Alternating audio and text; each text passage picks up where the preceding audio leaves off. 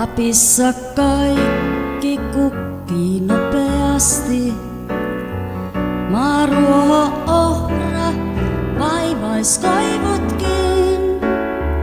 Tuon usein tuntenut on raskahasti, kun katson kansan tämän vaiheisiin.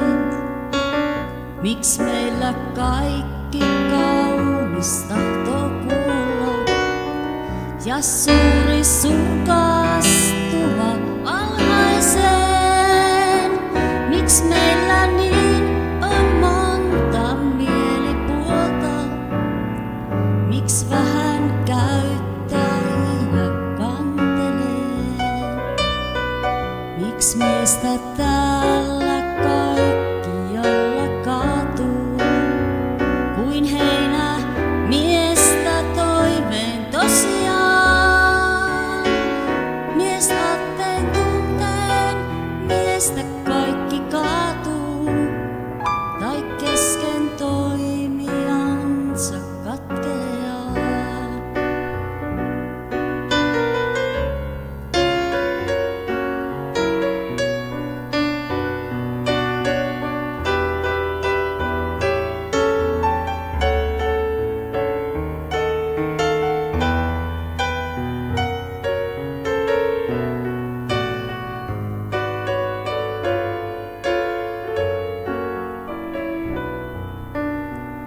Muualla tulta säihkyy harmaahapset, vanhoissa hehkuu hengen aurinko. Meil ukkoina jo syntyy sylilapset ja nuori mies on hautaan valmis jo.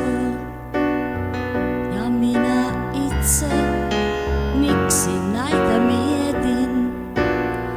Se merkki varhaisen on vanhuuden. Miks seuraa käskyä en veren vietin, vaan kansain kohtaloita huokailen. On vastaus vain yksi, Lapin suvi. Sit aatellessa mieli apeutuu. On lyhyt Lapin linnun lauluhuvi ja kukkain kukoistus ja riemumuu. Mut pitkä vain on talven valtahetken. Tääl aatteet levähtää kuin lennostaan, kun taas ne alkaa aurinkoisen retken ja jättävät jo jäisen Lapinlaan.